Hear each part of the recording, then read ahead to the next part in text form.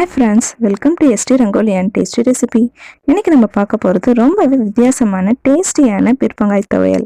அதுக்கு முன்னாடி நம்ம வீடியோ ஃபர்ஸ்ட் டைம் பார்க்குறீங்கன்னா லைக் பண்ணுங்கள், ஷேர் பண்ணுங்கள், மறக்காமல் சப்ஸ்கிரைப் பண்ணிவிட்டு பெல் ஐக்கானை கிளிக் பண்ணுங்கள். ஸோ தட் நான் போடுற வீடியோ நீங்கள் மிஸ் பண்ணாமல் பார்க்க முடியும். வாங்க இப்போ நம்ம பீர்க்கங்காய் தோட்டத்தை சுற்றி பார்த்துட்டு துவையலுக்கு தேவையான பீர்க்கங்காயை எடுத்துப்போம். அதுக்கு முன்னாடி பீர்க்கங்காயோட பெனிஃபிட்ஸ் பற்றி நம்ம தெரிஞ்சுக்கலாம். நீங்க பார்க்கும் போதே தெரியும், பீர்க்கங்காய் ஒரு கொடி வகை சார்ந்தது. செடியில பீர்க்கங்காய் பார்க்கும்போது எவ்வளவு அழகா இருக்கு பாருங்க. பீர்க்கங்காய் வெள்ளரிக்காய் போலவே இருக்கிறதுனால வெள்ளரிக்காய் குடும்பத்தை சார்ந்ததுன்னு சொல்றாங்க. பீர்க்கங்காயில எல்லா விதமான சத்துக்களும் இருக்கு. விட்டமின் ஏ, பி, சி, நார் சத்து, புரதம், பாஸ்பரஸ், அயன் போன்ற சத்துக்கள் இருக்கிறதுனால நோய் எதிர்ப்பு சக்தி அதிகமா ஏற்படுத்தி தருது. இதுல நார்ச்சத்தும் நீர்ச்சத்தும் அதிகமா இருக்கிறதுனால வெயிட் லாஸ் பண்றதுக்கு ரொம்பவே யூஸ்ஃபுல்லா இருக்கும். சுகர் பேஷண்ட் பாவக்காய்க்கு பதிலா பீர்க்கங்காவை தாராளமா எடுத்துக்கலாம். சர்க்கரையின் அளவை கட்டுப்படுத்தும். பீர்க்கங்காய் பத்தி சொல்லணும்னா நிறைய சொல்லிட்டே போலாம்.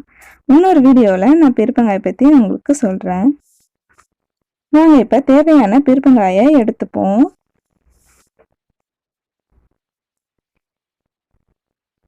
தோட்டத்துல வேலை நடந்துட்டு இருக்கிறதுனால உள்ள போய் எடுக்க முடியல. வாங்க இப்ப ரெசிபிக்குள்ள போயிடலாம். இன்னைக்கு நம்ம ஃப்ரெஷ்ஷான பீர்க்கங்காய் வச்சு துவையல் செய்ய போறோம். அதுக்கு மீடியம் சைஸ் பீர்க்கங்காய் எடுத்துக்கோங்க. இந்த மாதிரி ரவுண்ட் ரவுண்டா கட் பண்ணி எடுத்துக்கோங்க. அப்பதான் வதக்கும் போது ஈஸியா வதங்கிடும்.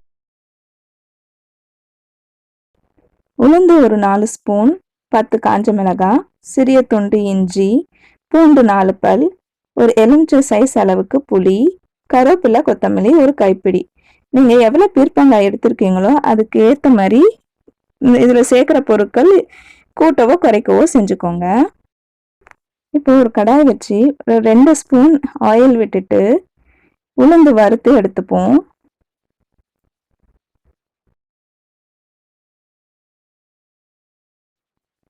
நல்லா பொன் நிறமா வர வரைக்கும் நல்லா வறுத்துக்கணும். பாருங்க, இந்த மாதிரி ஸ்டேஜ்ல இப்ப நம்ம எடுத்துருவோம். இப்ப காஞ்ச மிளகாய் போட்டு வதக்கி எடுத்துப்போம்.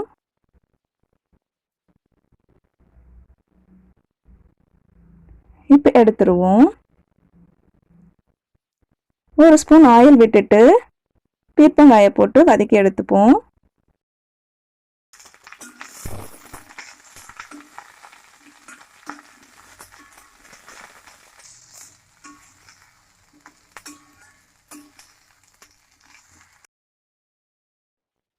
மீடியம் ஃப்ளேம்ல வச்சு வதக்கிக்கோங்க.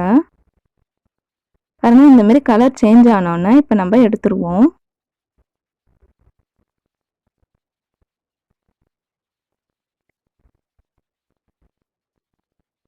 ஒன் ஸ்பூன் ஆயில் விட்டுட்டு இப்ப கருவேப்பிலையும் கொத்தமல்லியும் சேர்த்து வதக்கிப்போம்.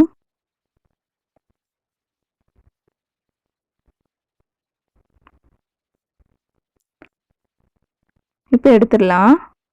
இப்போ நம்ம எடுத்துட்டு எல்லா பொருளையும் வதக்கிட்டோம்.